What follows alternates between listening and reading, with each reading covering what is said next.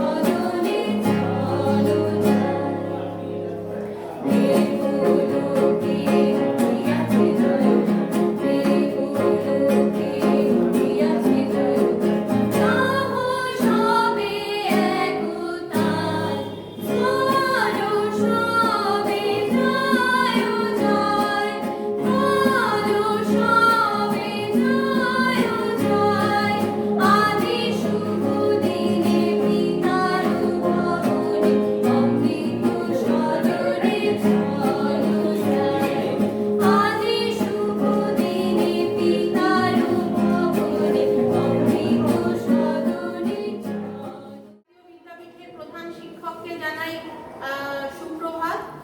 ওই বিদ্যালয়ের অন্যান্য শিক্ষক শিক্ষিকা এবং সমস্ত ছাত্রছাত্রী যারা আজকে অনুষ্ঠানে উপস্থিত হয়েছে তাদেরকে স্বাগত জানাই। আর আমাদের এই বিদ্যালয়ের যে শিক্ষক শিক্ষিকাগণ কদিন ধরে নিরলস পরিশ্রম করে চলেছে ছাত্রছাত্রীদের সঙ্গে, তাদেরকে আজকে সংবর্ধনা জানাই এবং আমার প্রিয় ছাত্রছাত্রী আজকে যারা অনুষ্ঠানে অংশগ্রহণ করবে তাদেরকে জানাই আমার অন্তরের ভালোবাসা।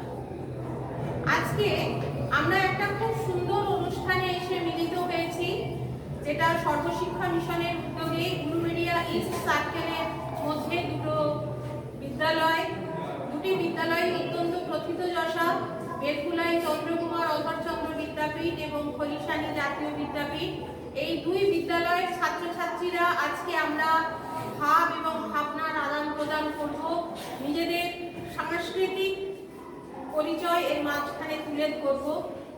আমাদের সব কথাতেই রবীন্দ্রনাথ বারবার চলে আসেন। আজকে রবীন্দ্রনাথের একটা কথা ধার নিয়ে বলি, পশ্চিম আজি খুলিয়াছে দ্বার, সেথা হতে আনে নানা উপহার, দিবে আর নিবে, মিলাবে মিলিবে, যাবে না ফিরে, আজ আজি এই ভারতের মহামানবের সাগর তীরে।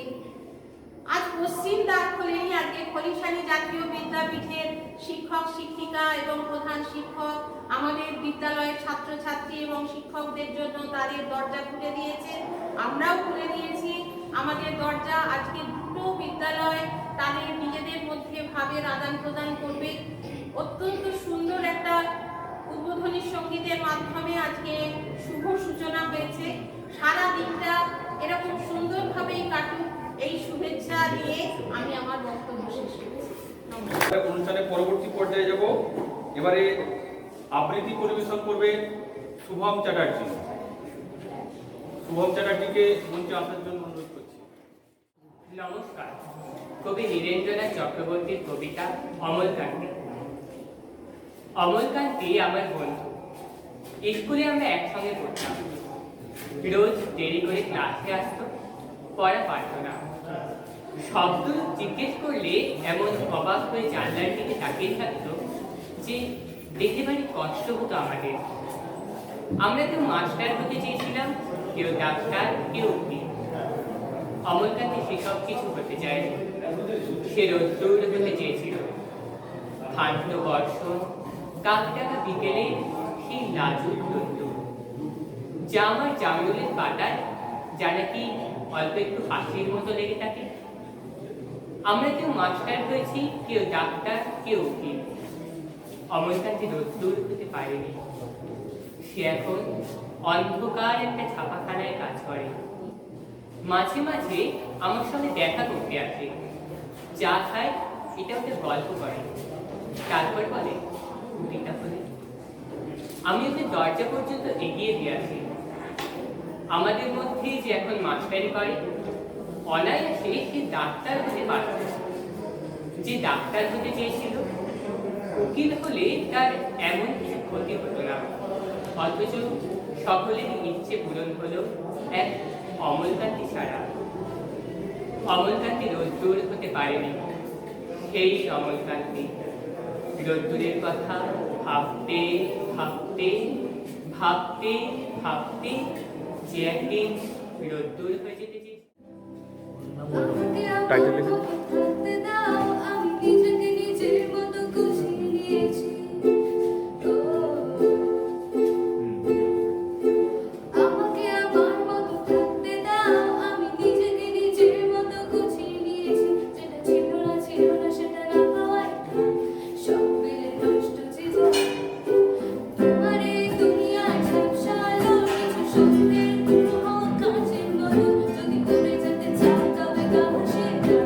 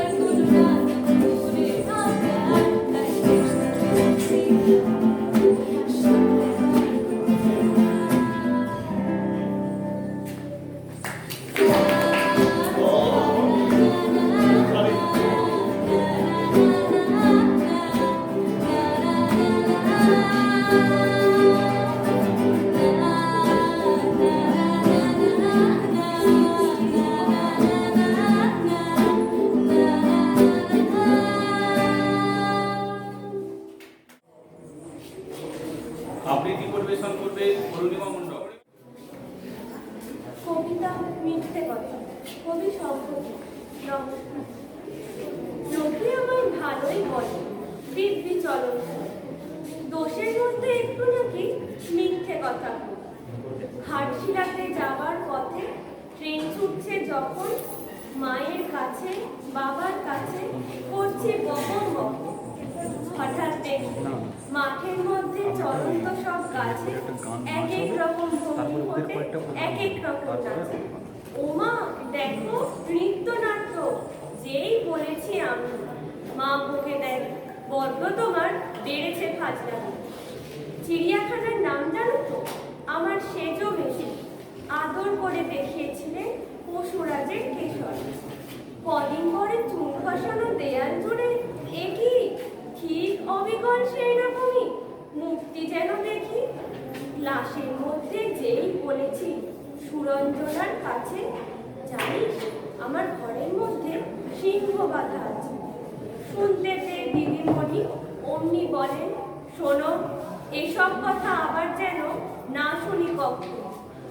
বলি না তাই সেসব কথা সামনে থাকে খুব, কিন্তু সেদিন হয়েছে কি এমনি বেয়াকুব। আকাশ পাড়ে আবারও চোখ গিয়েছে আটকে, শরৎ মেঘে দেখতে পেলাম রবীন্দ্রনাথকে। নৃত্য পরিবেশন করবে বিভু দাস।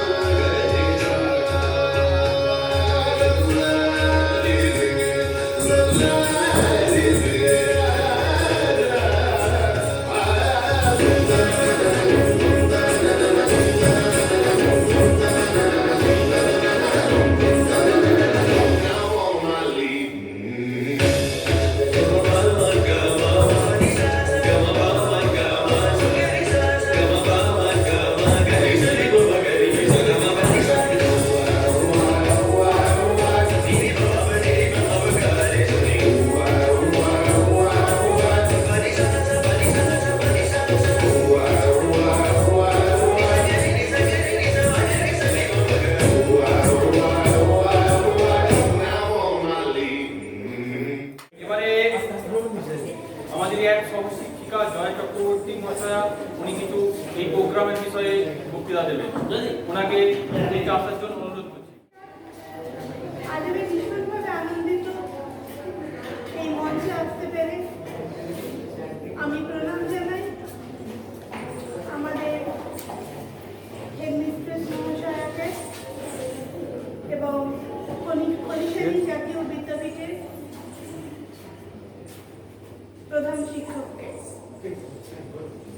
আমার শুভেচ্ছা এবং অভিবাদন রয়েছে আমার প্রিয় ছাত্রছাত্রীদের সঙ্গে এবং কলিশারি জাতীয় বিদ্যাপীঠের ছাত্রছাত্রীদের জন্য আমার রয়েছে খুব ভালো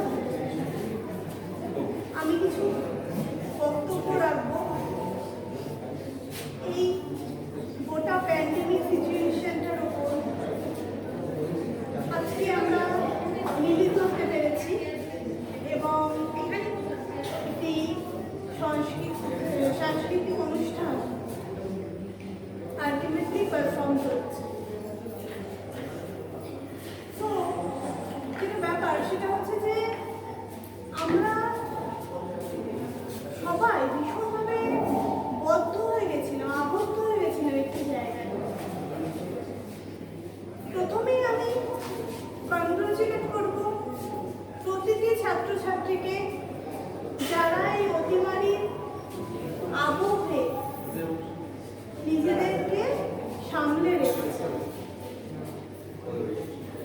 A big hurt to them. Okay. This pandemic has deprived us of lots of things.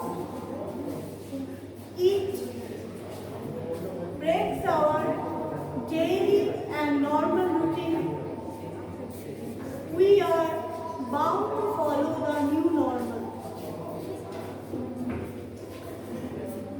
কিন্তু ব্যাপার হচ্ছে যে তোমাদের শুভেচ্ছা, কেননা ইউ আলটিমেটলি ডিড ইট, তোমরা এটা করতে পেরেছো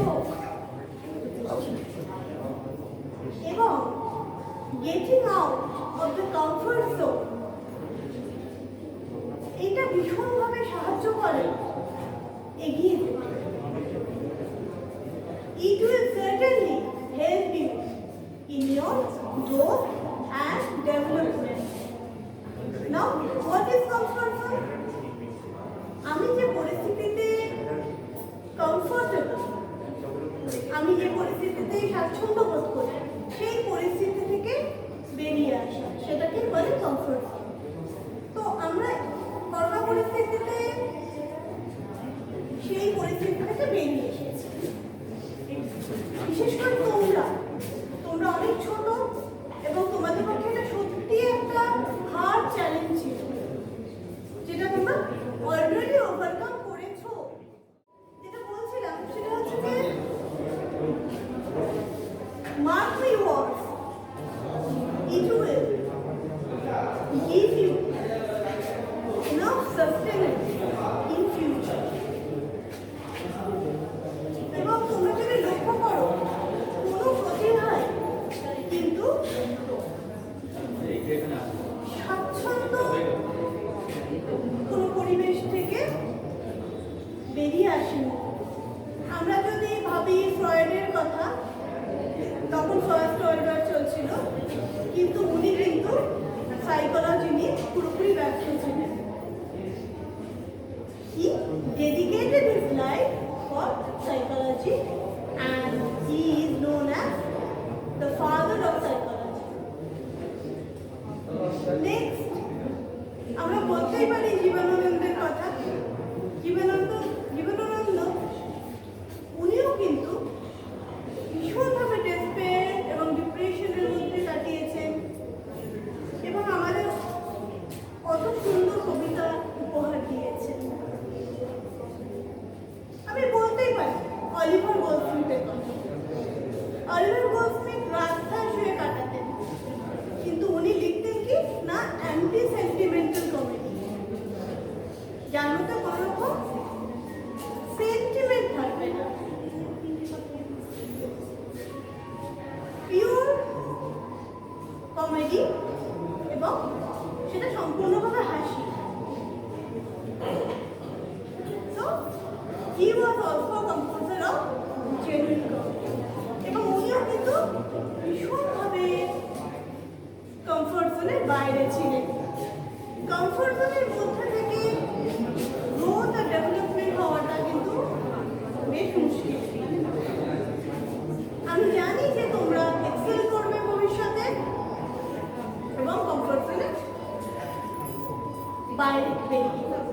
এবং এই প্যান্ডেমিকটা আমাদের কিন্তু শিখিয়েছে কমফোর্ট জোনের বাইরে গিয়ে কিভাবে থ্রাইভ করতে হয়। We already had a lesson about it. Next, that's it. Negative situation will always thrive, but we have to seek positivity out of it. We have to seek blessings out of it.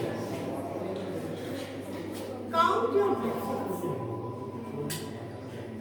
তুমি যে জীবনটা অতিবাহিত করছো সেটা হয়তো কারোর কাছে স্বপ্ন।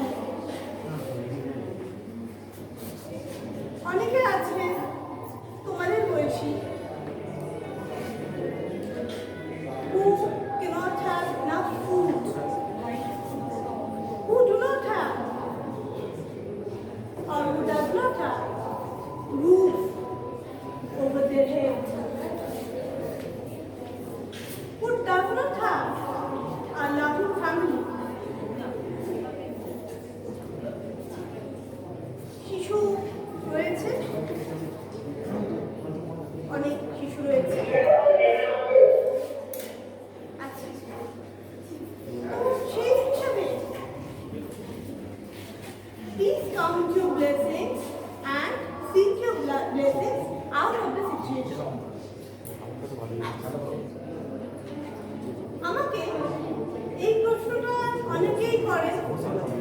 গার্ডিয়ান হয়তো তাদের ওয়ারি থেকে করেন যে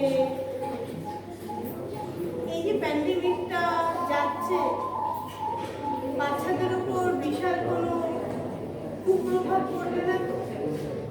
আমি কনফিডেন্টলি না বলি। তার কারণ হচ্ছে যে আমি মনে করি যে অপরচুনিটি আসবে, ট্যালেন্টকে থামিয়ে রাখা যায় না। ট্যালেন্ট যদি আমি বাদও দিই, হার্ড ওয়ার্ক কিন্তু কখনোই থামিয়ে রাখা যায় না। So keep on with your talent and hard work, এবং দুটোর অ্যামালগামেশন হলে তো কথাই নেই।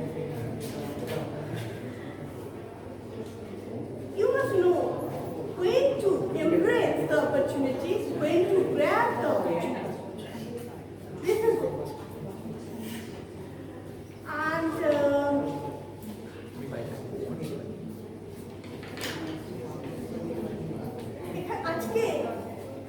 আজকের যে অনুষ্ঠানে আমরা সৃজনশীল হচ্ছি, সৃজনশীলতা দেখতে পাচ্ছি তোমাদের মধ্যে, ভীষণ ভালো লাগছে। তোমরা ভীষণ ভালো ভালো পারফর্ম করছো এবং continue to be creative. Creativity cultivate করতে কিন্তু বেশি কিছু লাগে না, শুধু একটা মন লাগে। এবং এই ক্রিয়েটিভিটিটা তোমাদের মানে এগিয়ে নিয়ে যাবে এবং তোমাদের ট্যালেন্ট যেগুলো আছে সেগুলোকে আনলিশ করবে, তোমাদেরকে সাবলিমেট করবে। তোমাদের ভেতর যে টক্সিসিটি রয়েছে, তোমাদের ভেতর যে কষ্টগুলো রয়েছে, সেগুলোর ক্রিয়েটিভিটি সম্পূর্ণভাবে এলিমিনেট করবে। So don't leave creativity ever. যদি 24 আওয়ার্স থাকে, মনে করবে you have only 23.5 hours. Half hour is for you to practice creativity. Creativity ভীষণভাবে দরকার। সেই কারণে আমরা কিন্তু অলরাউন্ড ডেভেলপমেন্টের উপর জোর দিই। স্কুল মানে কিন্তু কুক্ষিগত হয়ে থাকা নয়, স্কুল মানে কিন্তু শুধুমাত্র বইয়ের কথা নয়। এটা একটা ব্যাপার। আর তোমার তো এনাফ রয়েছে, you are enough, you are super. এবং তোমরা যে ভবিষ্যতে ভীষণভাবে নিজেদের প্রমাণ করতে পারবে, সেই নিয়ে কোনো সন্দেহের অবকাশই নেই। এবং আমি ভীষণ খুশি তোমাদের কন্ট্যাক্টে আসতে পেরে। আর একটা লাস্ট টিপ দেবো, আমার বক্তব্য বেশি বাড়াবো না। সেটা হচ্ছে যে যেটাই করবে না, হয়তো একটা খুব নর্মাল জিনিস করছো, সেটা খুব আনকনভেনশনাল ওয়েতে করবে। যদি এক্সেপশনাল ওয়েতে সেটা করো না, তাহলে কি হবে জানো তো? তাহলে তোমার অ্যাভারেজ থাকবে না। যদি কিনা নর্মাল জিনিসটাকে নর্মাল ভাবে করো, তাহলে কিন্তু সেটা এক্সেপশনাল হবে না। এবং এক্সেপশনাল এখানেই একজন অ্যাভারেজ পার্সন আর একজন এক্সেপশনাল পার্সনের মধ্যে ডিফারেন্সটা হয়েছে। আজকের এই অনুষ্ঠানে তোমাদের পারফরমেন্স ভীষণভাবে এনজয় করছি। এবং তোমরা যে এই প্যান্ডেমিকের মধ্যে থেকেও নিজেকে এতটা এগিয়ে নিয়ে যাচ্ছ, প্লিজ সেটা বন্ধ করো না, এটা আমার রিকোয়েস্ট। তোমাদের শুভেচ্ছা জানিয়ে, বড়দেরকে আমার প্রণাম জানিয়ে আমি আজকের অনুষ্ঠান শেষ করছি। নমস্কার, আমি রবীন্দ্রনাথ ঠাকুরের কবিতা কৃপণ। আমি দীক্ষা করে ফিরেছিলে গ্রামের পথে পথে, তুমি তখন চলেছিলে তোমার স্বর্ণরথে। অপূর্ব এক স্বপ্ন সম লাগতেছিল চোখে মম। কি বিচিত্র শোভা তোমার, কি বিচিত্র সাজ। আমি মনে ভাবতেছিলে এ কোন মহারাজ। আজ শুভ প্রভাত ভেবেছিলেন তবে আজ আমাদের ফিরতে নাকি হবে। বাহির হতে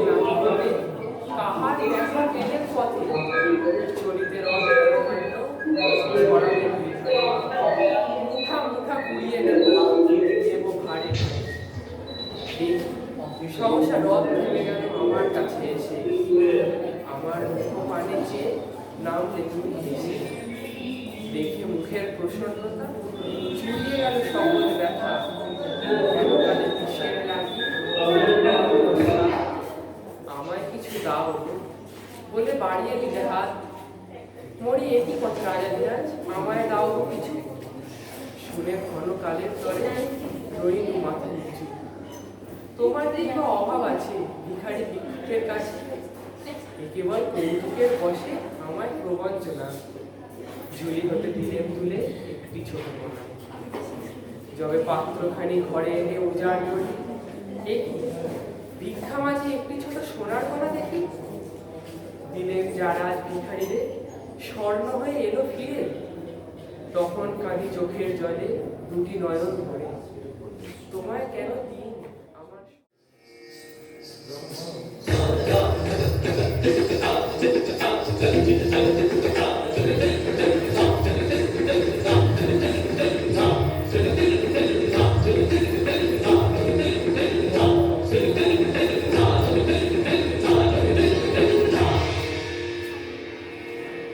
मेरे ढोल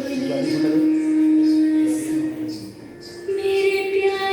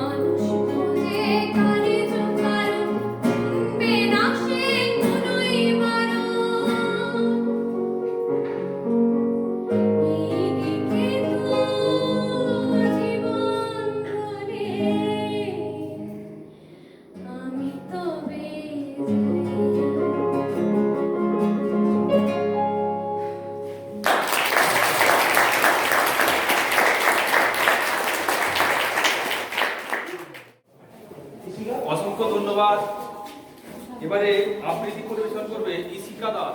শুভদাস গুপ্তের লেখা ব্রিলিয়ান্ট। ব্রিলিয়ান্ট ছেলেরা ব্রিলিয়ান্ট কেরিয়ার তৈরি করে। তারা প্রথমে গায়ে মফস্বলে হরিপ্রসন্ন স্কুলে গেয় বন্ধুদের সঙ্গে লেখাপড়া শেখে। তারপর ব্রিলিয়ান্ট রেজাল্ট করে সকলকে চমকে দেয়। তারপর তারা উচ্চতর শিক্ষার জন্য চলে যায় ব্যাঙ্গালোর কিংবা দিল্লি কিংবা পুনে। সেখানে গিয়ে তারা বড় বড় নম্বর পায়, পজিশন পায়। তারপর সেই নম্বর প্লেট গলায় ঝুলিয়ে তারা মস্ত মস্ত কোম্পানিতে ভালো ভালো চাকরি পায়, প্রচুর স্যালারি পায়, দামি ফ্ল্যাট, ভালো গাড়ি। ব্রিলিয়ান্ট ছেলেরা এরপর বিদেশের বিমানে গিয়ে বসে, পৌঁছে যায় আমেরিকা, জার্মান কিংবা আবুধাবি অথবা সিঙ্গাপুর কিংবা কানাডা। ব্রিলিয়ান্ট ছেলেদের ওইসব দেশ টপাটপ দিবে নেয়। ওইসব ব্রিলিয়ান্ট দেশ আমাদের ব্রিলিয়ান্টদের জন্য বিলাসবহুল বাড়ি, গাড়ি আর প্রচুর ডলারের ব্যবস্থা করে দেয়। ব্রিলিয়ান্টরা সেখানে সুখে থাকে। সুখে থাকতে থাকতে ব্রিলিয়ান্ট ছেলেরা তাদের দেশ, গায়ের কথা, হরিপ্রসন্ন স্কুলের কথা, গায়ের বন্ধুদের কথা ক্রমে ভুলে যেতে থাকে। ভাঙা বাড়িতে পড়ে থাকা, কেরানি বাপ কিংবা অসুস্থ মায়ের কথা ভুলে যেতে থাকে। মনে রাখতে পারে না খুঁড়তুতো, জারতুতো সব অসফল ভাই বোনেদের কথা। ব্রিলিয়ান্টদের জগতে ইমোশন নেই, প্রমোশন আছে, অতীত নেই, কেবল ভবিষ্যৎ, কেবল ফিউচার। ছোট চেয়ার থেকে বড় চেয়ার, নন এসি থেকে এসি। ব্রিলিয়ান্টরা বাবা মাকে মাঝে মধ্যে টাকা পাঠায়, অনেক টাকা। সেই টাকা হাতে পেয়ে ব্রিলিয়ান্টদের বাবার মুখে ফুটে ওঠে হাসি, মায়ের চোখ ভরে ওঠে জলে। ব্রিলিয়ান্টরা এই ন্যাস্টিক ইন্ডিয়াতে আর ফিরে আসতে চায় না। এত ভিড়, এত ধুলো, এত কাদা, এত করাপশন, এসবের মধ্যে তাদের গা ঘিন করে। তো যদি কখনো আসে, অনেক অনেক ফরেন জিনিস নিয়ে আসে।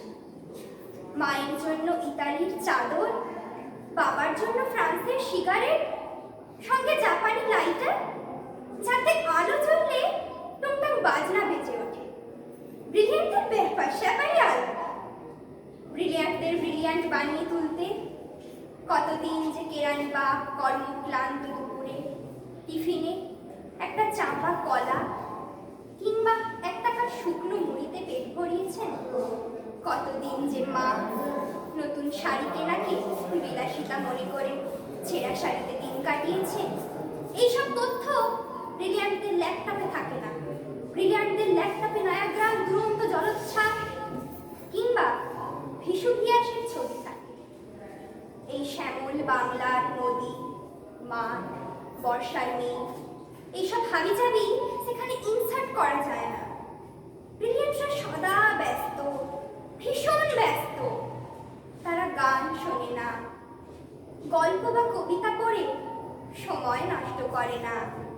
তারা আকাশ দেখে না, বৃষ্টিতে তাদের মন খারাপ হয় না। তারা কেবল কাজ করে, কেবল ব্যস্ততায় ডুবে থাকে। বৃষ্টি নেমেছে আকাশ ভেঙে, শ্রাবণ মাস, মা মৃত্যু শয্যায়, বাড়ি ভর্তি নানা লোকজন। অসুস্থ বাবা বারান্দার চেয়ারে বসে আছেন শূন্য চোখে। ডাক্তার জবাব দিয়ে চলে গেছে। গোটা বাড়িতে অদ্ভুত এক স্তব্ধতা।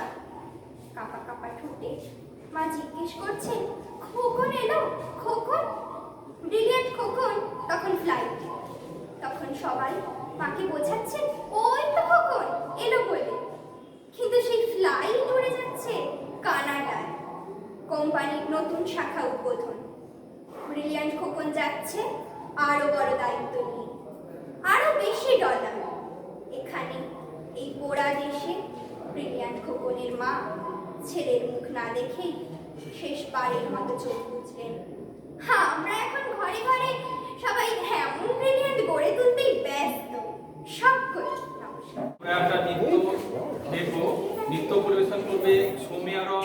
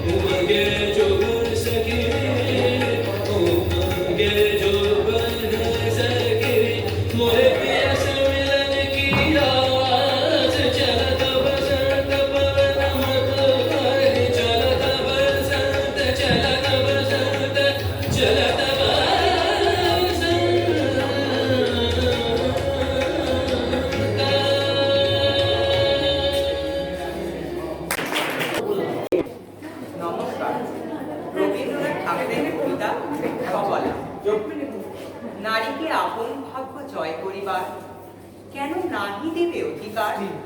হে বিধাতা, নত করি মাথা পথপ্রান্তে কেন রব যাবি?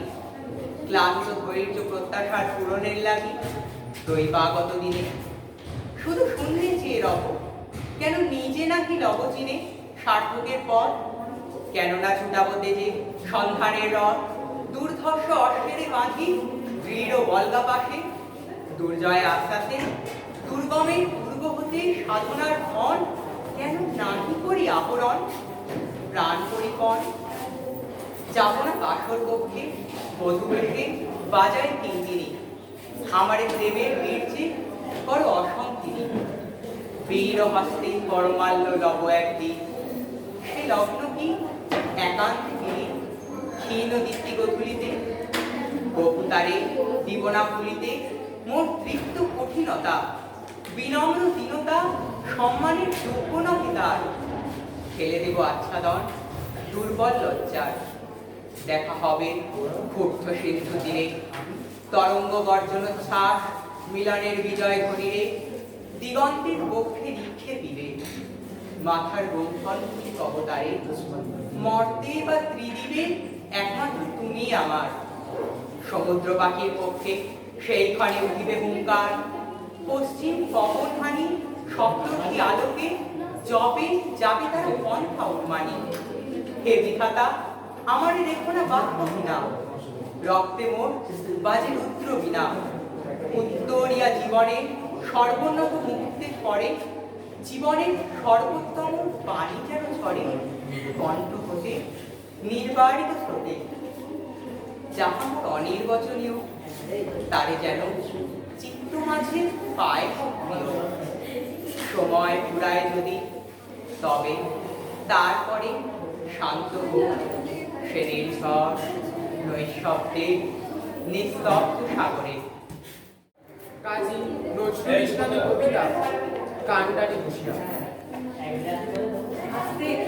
কমগিরি কান্তার মন দুস্তর পারাবা, লঙ্ঘিতে হবে রাত্রি নিশীথে যাত্রীরা হুঁশিয়ার। দুলিতেছে দড়ি, খুলিতেছে জল, খুলিতেছে মাটি পথ, ছিড়িয়াছে পাল, কে ধরিবে হাল, আছে কার হিম্মত। কে আছো জোয়ান, হও আগুয়ান, হাঁটছে ভবিষ্যৎ। এ তুফান ভারী, দিতে হবে পারি, নিতে হবে দড়ি পা। তিমির রাত্রি মাতৃবন্দী, শান্তিরা সাবধান, যুগ যুগান্ত সঞ্চিত ব্যথা বসিয়াছে অভিযান। ফেনাইয়া মুখে বঞ্চিত বুকে কুঞ্চিত অভিমান, ইহাদের পথে নিতে হবে সাথে, দিতে হবে অধিকার। অসহায় জাতি মরিছে ডুবিয়া, জানে না সন্তরণ। কান্ডারি, আজ দেখিব তোমার মাতৃমুক্তিপণ। হিন্দু না ওরা মুসলিম, ওই জিজ্ঞাসা গুঞ্জন। কান্ডারি, বল ডুবিছে মানুষ, সন্তান মোর মান। গিরি সংকট ভীরু যাত্রীরা গুরুতর যায় বা, পশ্চাৎপথ যাত্রীর মনে সন্দেহ জাগিয়া। কান্ডারি, তুমি ভুলিবে কি পথ, ত্যাজিবে কি পথমার্গ। করে হানাহানি, তবু চলো টানি, নিয়াছ যে মহাভার। কান্ডারি, তব সম্মুখে ওই পলাশির প্রান্তর, বাঙালির খুনে লাল হলো যে থাকলাইবের খঞ্জর। ওই গঙ্গায় ডুবিয়াছে হায় ভারতের দিবাকর, উদিবে সে রবি আমাদের খুনে রাঙিয়া পুনর্বা। হাসির মঞ্চে গেয়ে গেল যারা জীবনের জয়গান, আজ অলক্ষ্যে দাঁড়াইছে তারা, দিবে কোন বলিদান। আজ পরীক্ষা জাতির অথবা জাতের করিবে ত্রাণ, দুলিতেছে দড়ি, খুলিতেছে জল, কান্ডারি হুঁশিয়ার। Ah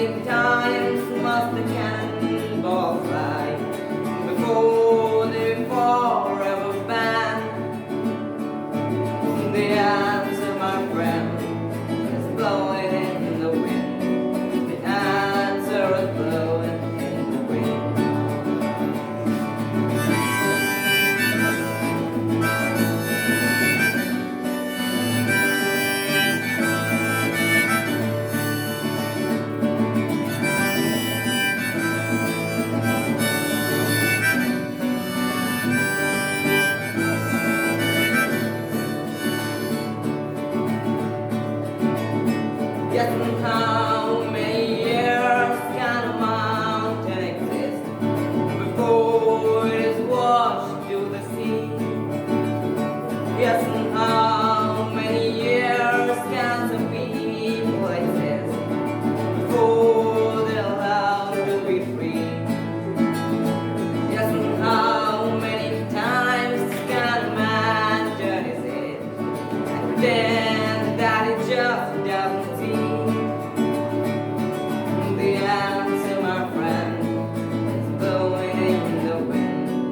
The answer is blowing in the wind.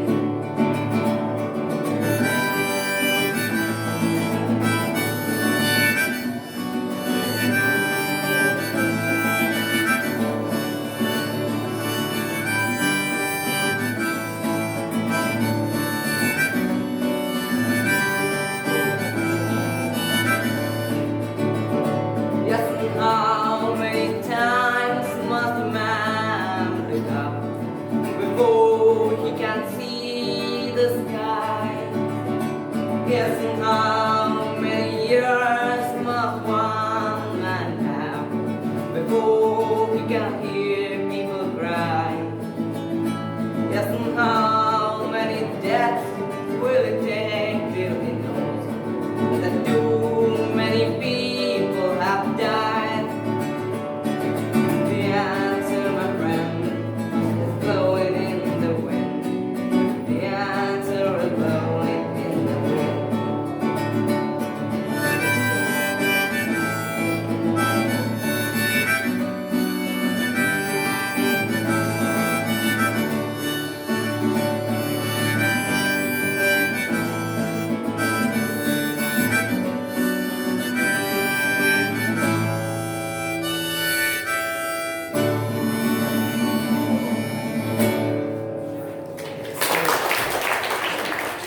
Class 9 এর একজন ছাত্রী এই বিতর্ক সভার পক্ষে বলতে চলেছি। 2020 সালে মহামারী করোনার প্রভাবে গোটা বিশ্ব জুড়ে অনেক ক্ষতি হয়েছে। তার মধ্যে একটি বড় ক্ষতি হয়েছে আমাদের শিক্ষা ব্যবস্থার ক্ষতি। আমরা যেহেতু কোনোভাবেই আমাদের শিক্ষা ব্যবস্থাটাকে বন্ধ রাখতে পারি না, সেই জন্য আমরা তখন অনলাইন ব্যবস্থার সাহায্য নিয়েছিলাম এবং আমরা চাইছি যে এই ব্যবস্থাটাকে আরও একটু এগিয়ে আরও করতে ফিউচারে, যাতে ভবিষ্যতে যে মহামারীগুলো আসতে চলেছে এবং বর্তমানেও মহামারীর প্রকোপ কিছুটা আছে, সেই কারণে আমরা চাইছি অনলাইন ব্যবস্থাটাকে আরও এগিয়ে নিয়ে যেতে। এক্ষেত্রে শিক্ষা ব্যবস্থার অনেক সুবিধা হবে, যেমন আমাদের স্টুডেন্টরা নিজেদের বাড়িতে বসে কাজ করতে পারবে, নিজেদের বাড়িতে বসে পড়াশোনা চালাতে পারবে। এর ফলে তাদের অনেকটা এনার্জি লস কম হবে, তারা বাড়িতে থেকে নিজেদের পড়াশোনাটা অনেক ভালোভাবে চালাতে পারবে। এই জন্যই চাইছি যে যাতে অনলাইন শিক্ষা ব্যবস্থাটাকে আমরা আরও দূর পর্যন্ত এগিয়ে নিয়ে যেতে পারি।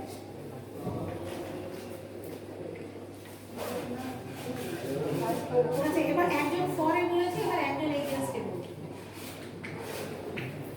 গুড আফটারনুন, আমি তপব্রত দাস, ক্লাস 9 এর একজন ছাত্র। এই ডিবেটে আমি এগেনস্টে বলবো। এর আগে আমার বন্ধু বলে গেল যে এই মহামারীর কারণে কীভাবে আমরা অনলাইন ক্লাসটাকে একটা বিকল্প পথ হিসেবে বেছে নিয়েছি, কিন্তু আমি বলবো যে অনলাইন ক্লাসটা বিকল্প হলেও অফলাইনটাই অনলাইনের থেকে অনেকটা বেটার। এবার এর পিছনে অনেক রকমের যুক্তি আছে, কারণ অনলাইন ক্লাসে আমাদের সময় বাঁচছে, আমরা এনার্জি সেভ করছি, টাইম ম্যানেজমেন্টটা বেটার হচ্ছে। কিন্তু অফলাইন ক্লাসের ক্ষেত্রে এই যে একটা টিচারের সাথে একটা স্টুডেন্টের ফেস টু ফেস ইন্টারাকশান হবে, কোনো ডাউট থাকলে সেগুলো ইনস্ট্যান্ট সলিউশন করা যাবে। বা কোনো স্টুডেন্ট অনলাইন ক্লাসের ক্ষেত্রে তাদের যদি কানেক্টিভিটি কোনো প্রবলেম হয় বা তাদের ফাইন্যান্সিয়াল কারণে যদি তাদের ফোন না থাকে, সেক্ষেত্রে সেগুলো অফলাইনের ক্ষেত্রে অনেকটা বেটার হতে পারে। সোজা কথায় যেটা বলা যায় যে দুধের স্বাদ যেমন ঘোলে মেটানো যায় না, তেমনি অফলাইন ক্লাসের কোনো বিকল্প হিসেবে অনলাইন এটা হয়তো কিছুটা সফল হয়েছে, কিন্তু ইন ফিউচার এটা যতটা সম্ভব কমিয়ে যদি অফলাইনটাই আবার শুরু করা যায়, তাহলে সেক্ষেত্রে অনেকটাই বেটার হবে।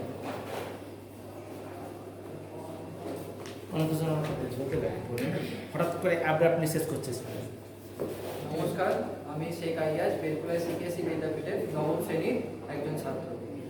আমার দুটো বন্ধু এই মুহূর্তে বলে দিয়ে গেল, একজন অনলাইন শিক্ষা শিক্ষার পক্ষে এবং একজন অনলাইন শিক্ষার বিপক্ষে বলে দিয়ে গেল, নিজেদের মতামত প্রকাশ করে গেল। তো এমন একটা সিস্টেমে আমি এটা বলতে চাইবো যে আমরা একটা কোভিড-19 প্যান্ডামিক সিচুয়েশনের মধ্যে দিয়ে আমরা এগিয়ে এসেছি, কিন্তু এই সময়টায় আমাদের অফলাইন শিক্ষাটা কোনোভাবেই কার্যকর সক্ষম নয়।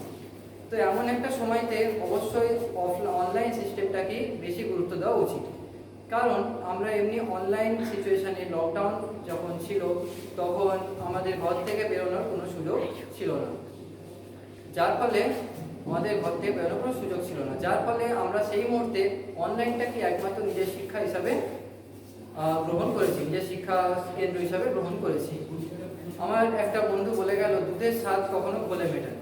দেখুন, দুধের স্বাদ তো সত্যিকারের কোনোদিন ঘোলে মিটতে পারে না, কিন্তু তেষ্টা যখন পায় তখন দুধ হোক কি ঘোল হোক, যে কোনো একটা গলা শান্তি নিশ্চয়ই দেয়। কিন্তু আমাদের এমন একটা সিচুয়েশনে আমরা দাঁড়িয়ে আছি যেই মুহূর্তে মানে আমরা পড়াশোনা তো একেবারে ত্যাগ করে দিতে পারি না, সেই ক্ষেত্রে আমাদের নির্ভর করতেই হবে অনলাইনের ক্ষেত্রে। এমন একটা সময় আমার একটা বন্ধু বলে দিয়ে গেল যে বিভিন্ন কারণে ফাইন্যান্সিয়াল প্রবলেম থাকতে পারে, যার ফলে কোনো স্টুডেন্ট অনলাইনটাকে ভালোভাবে গ্র্যান্ড নাও করতে পারে। কিন্তু আমি মনে করি যে অফলাইনের থেকে অনেক গুণ সস্তা অনলাইনে শিক্ষা পাওয়া যায়। যদি আমি এটার একটা সাধারণ উদাহরণ দিয়ে থাকি, অফলাইনে তো নিশ্চয়ই কোনো প্রাইভেট টিউটর নিশ্চয়ই আপনাকে বিনা পয়সায় পড়াবে না। তো আমি যদি সাধারণভাবে ধরে থাকি, ন্যূনতম কোনো একটা টিচার অ্যাভারেজ যদি ধরে থাকি যে 500 টাকা প্রতি মাসে নিচ্ছে, আর যদি আমাদের সাবজেক্ট হিসাবে দেখে থাকি তাহলে 500 × 6 মানে 3000 টাকা মান্থলি, তার মানে বছরে আমাদের যাচ্ছে 36,000 টাকা। সেই হিসাবে যদি দেখতে হয় অনলাইনের ক্ষেত্রে যদি আমরা কোনো একটা স্টুডেন্টকে ওই টাকার থেকেও ন্যূনতম ভ্যালু দিই, সে কী করতে পারবে, ধরে নিচ্ছি আমি 7,000 টাকার একটা ফোন কিনবে, এবং কোনো একটা অনলাইন সেক্টর, এখন বিভিন্ন ধরনের অনলাইন সেক্টর যেমন চালু হয়ে রয়েছে, বিভিন্ন ধরনের, যেমন এক্সাম্পল টপার্স, বাইজুস এক্সেট্রা, এইসব যেগুলো রয়েছে সেগুলোতে ন্যূনতম সব থেকে একটা কস্ট আছে, একটা কোচিংয়ে 4,000 টাকার কস্ট আছে পার ইয়ার, ওটা পার ইয়ারে আসে। যদি আমি ভেবে নিই যে একটা 7,000 টাকার ফোন আর 4,000 টাকার কোর্স, মানে 11,000 আমি গোটা ইয়ার কমপ্লিট করতে পারছি, তাহলে আমাদের থেকে অবশ্যই একটা বেনিফিটস যে আমরা অনলাইন সেক্টরে মানে অতি কম খরচে পড়াশোনা করতে পারবো। এবারে যদি কেউ বলতে পারে যে অনেক সময়, এবার যেমন আমার একটা বন্ধু বলে দিয়ে গেল যে অনলাইন কানেক্টিভিটিতে সমস্যা হয়ে থাকে, অনলাইন নেটওয়ার্কসের সমস্যা হয়ে থাকে। হ্যাঁ, বাস্তবে এটা সত্য, কিন্তু বর্তমানে একটা সমীক্ষা অনুযায়ী দেখা হয়েছে গোটা ভারতবর্ষে 70% এরিয়াতে নেটওয়ার্ক প্রবলেম হয় না, 30% এরিয়াতে নেটওয়ার্ক প্রবলেম হয়ে থাকে। এটা ঠিকই, কিন্তু যদি সেটারও কোনো বিহিত করা যেতে পারে, আমরা অবশ্যই বলতে পারি যে অনলাইন শিক্ষার মাধ্যমটা সমস্ত দিক থেকে সুবিধাজনক।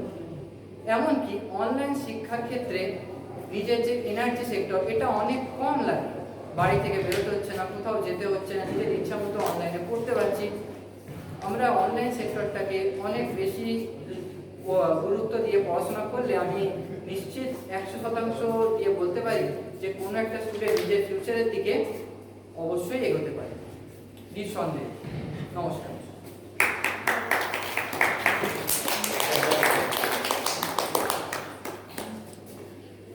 Good afternoon everyone. আমি সৌমি সাকুল, বেলকুলাই সিকেএসি বিদ্যাপীঠের 9ম শ্রেণীর ছাত্রী। আজ এই বিতর্ক সভার মোশন, অনলাইন শিক্ষা ব্যবস্থা অফলাইন শিক্ষা ব্যবস্থা সম্পূর্ণ একটি বিকল্প হতে পারে ভবিষ্যতে, আমি তার বিপক্ষে আমার মতামত রাখতে চাই। প্রথমত এটা বলে নেওয়া ভালো যে 2020 সাল থেকে আমরা যে কোভিড প্যান্ডেমিকের মধ্যে দিয়ে যাচ্ছি, তার জন্যে আমিও নিজেকে অনলাইন শিক্ষা ব্যবস্থার সাথে অ্যাডপ্ট করে নিতে বাধ্য হয়েছি, কারণ সেই সময় আমাদের হাতে অফলাইনের অপশানটাই ছিল না। আমাদের পক্ষে সম্ভবই ছিল না অফলাইনে স্কুলে বা কোনো টিউশনে গিয়ে পড়াশোনা চালিয়ে যাওয়া। আর একটা স্টুডেন্টের পক্ষে দীর্ঘকাল ধরে তার স্টাডিটা বন্ধ করে রাখাও সম্ভব নয়। তাই আমরা একটা বিকল্প ব্যবস্থা হিসেবে তখন অনলাইনটা বেছে নিয়েছিলাম, কিন্তু এখন যখন আমাদের হাতে অফলাইনের অপশানটা আছে, তখনও কেন আমরা সেই অনলাইনটাকে আবার ব্যবস্থাটাকে ফিরিয়ে আনার কথা ভাবছি। প্রথমত ছোট থেকেই শুনে এসেছি যে শিক্ষাই হলো চরিত্র গঠনের মূল। সেখানে আমরা এখন ভেবে নিচ্ছি যে ওই ছায়া প্রকাশনী, রায়মাটিনের মতো এক একটা বিশাল বিশাল বই থেকে যা লেখা আছে সেটা পড়ে নিলেই শিক্ষা সম্পূর্ণ হয়ে যাচ্ছে, যেটা অনলাইনের মাধ্যমে সম্ভব, কিন্তু যখন আমরা অফলাইনে শিক্ষা ব্যবস্থায় যাচ্ছি তখন একটা টিচার একটা স্টুডেন্টের বিহেভিয়ার, তার ক্যারেক্টারিস্টিক্স তৈরিতেও অনেক সাহায্য করে, কিন্তু অনলাইনের ওই ফোনের একটা ছোট্ট স্ক্রিনে হয়তো সেটা সম্ভব না কখনোই। আর যখনই অনলাইন ব্যবস্থার কথা মাথায় আসে তখনই সবার আগে আসে অ্যান্ড্রয়েড ফোন। সেটা সমাজে সবার পক্ষে অ্যাফোর্ড করাটা সম্ভব নয়। সমাজে এখনও অনেক পরিবার আছে যাদের পক্ষে ওই অত দামি অ্যান্ড্রয়েড ফোনটা বাড়িতে ব্যবস্থা করা সম্ভব হচ্ছে না। এটা ঠিকই যে এখন সরকার আমাদের সাহায্য করার চেষ্টা করছে প্রতি স্টুডেন্টকে কিছু সাহায্যের মাধ্যমে, যাতে অ্যান্ড্রয়েড ফোন তারা নিতে পারে এবং তার দ্বারা তারা শিক্ষাটা চালাতে পারে। কিন্তু অ্যান্ড্রয়েড ফোন হলেই তো হবে না, তাদের মাসে মাসে নেটের ব্যবস্থাটা করতে গেলেও একটা খরচ আছে, সেটাও চালাতে হবে। সেদিক দিয়ে দেখতে গেলে অনলাইনের থেকে অফলাইন অনেক অনেক বেশি সাহায্য দেয় আমাদের। আর ছোট থেকেই পড়ে আসছি যে রবীন্দ্রনাথ বলেছেন যে মুক্ত পরিবেশে আমাদের শিশুরা শিক্ষা গ্রহণ করলে তাদের চরিত্র গঠন সম্পূর্ণ হয়। সেখানে পারিপার্শ্বিক বিভিন্ন কথা, স্টুডেন্টদের সুরক্ষার কথা মাথায় রেখে সেটা বিদ্যালয়ের 4 দেয়ালের মাঝে আনা হলো। সেটাকে আবার আমরা এখন চাইছি ওই ফোনের ছোট্ট একটা স্ক্রিনের মধ্যে ধরাতে। আমার মতে এটা কখনোই একটা অনলাইন শিক্ষা ব্যবস্থাটা অফলাইন শিক্ষা ব্যবস্থার সম্পূর্ণ তো বিকল্প হতে পারে না, কারণ এখানে অনেক বাধা থাকবে। শুধু তাই নয়, বিভিন্ন নেট ইস্যু, লাইক সবসময় নেট কানেকশন সঠিক হয় না, সব এলাকাতেও এই নেট ব্যবস্থাটা পৌঁছে যায়নি। শুধু হয়তো দেশের 70% মানুষ আমরা সেটা ইউজ করতে পারছি, তার ফেসিলিটিটা পাচ্ছি, কিন্তু বাকি মানুষরা পাচ্ছে না। সেক্ষেত্রে অনলাইন শিক্ষা ব্যবস্থাটা যে ভবিষ্যতে বিকল্প হতে পারে সেটা ভাবাটা হয়তো অনেকাংশেই ভুল বলে আমি মনে করছি। আর অফলাইন শিক্ষা ব্যবস্থায় স্টুডেন্ট আর টিচারদের মধ্যে একটা বন্ডিং ক্রিয়েট হয়। একটা টিচার স্টুডেন্টকে সামনে দেখলে বুঝতে পারে যে সে কতটা পড়াটা বুঝছে, তার মনের মধ্যে কী চলছে, যেটা ওই অনলাইনে একটা ছোট্ট স্ক্রিনে 16টা বাচ্চাকে একটা টিচার একই সময় দেখে বুঝতে পারে না যে সে কতটা পড়াটা বুঝছে। তো অফলাইন শিক্ষা ব্যবস্থাটা অনেক বেশি প্রভাবশালী এক্ষেত্রে। তাই আমি মনে করি অনলাইন শিক্ষা ব্যবস্থা থেকে আমরা যেটুকু শিক্ষা অর্জন করতে পারবো তার থেকে অফলাইন শিক্ষা ব্যবস্থা অনেক গুণে ভালো, এবং আমাদের জীবনে সেটা আরও অনেক গুণে বেশি প্রভাব ফেলবে।